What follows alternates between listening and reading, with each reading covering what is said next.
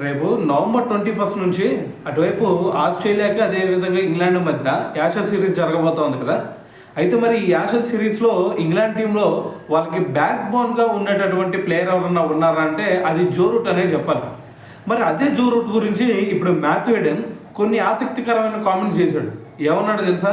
So మొన్న already India మీద కూడా అతని పర్ఫార్మెన్స్ చూసుకుంటే చాలా మంచిగా ఉంది. సో ఆల్రెడీ మనం చూసాం కదా, సెంచరీ కూడా కొట్టాడు ఇండియా మీద. మరి ఇండియా లాంటి టీం మీదే సెంచరీ కొట్టాడు. మరి ఆస్ట్రేలియా మీద కొడతాం అనేది చాలా పెద్ద కష్టమేం కాదు. అయితే మరి దీన్ని ఉద్దేశించి ఇప్పుడు మాథ్యూ హేడెన్ ఏమంటున్నాడు అంటే, రేపు జరగబోయే యాషెస్ సిరీస్లో కనుక జో రూట్ ఆస్ట్రేలియాలో తన ఫస్ట్ సెంచరీ కనుక నమోదు చేయలేకపోతే నేను మెల్బోర్న్ స్టేడియంలో నగ్నంగా నడుస్తాను అని చెప్పేసి ఒక స్టేట్మెంట్ ఇచ్చాడు. అవును, అందరికి కూడా ఆశ్చర్యం కలిగించవచ్చు ఈ స్టేట్మెంట్. అయితే దీని గురించి చాలామంది కూడా సోషల్ మీడియాలో కామెంట్లు పెడతా ఉన్నారు. ఏమని? జో రూట్ నువ్వు దయచేసి సెంచరీ కొట్టు స్వామి అని చెప్పేసి. ఈవెన్ మాథ్యూ హేడెన్ వాళ్ళ కూతురు కూడా సో ఇదే కామెంట్ రాసుకొచ్చారనమాట. సో ఏదైనా సరే మరి మాథ్యూ హేడెన్ ఈ విధంగా ఎందుకు కామెంట్ చేశాడు అంటే జో రూట్ మీద ఉన్నటువంటి ఆ నమ్మకం అనే చెప్పాలి. ఎందుకంటే ప్రజెంట్ అతను ఫామ్ చూసుకుంటే చాలా మంచి ఫామ్లో ఉన్నాడు.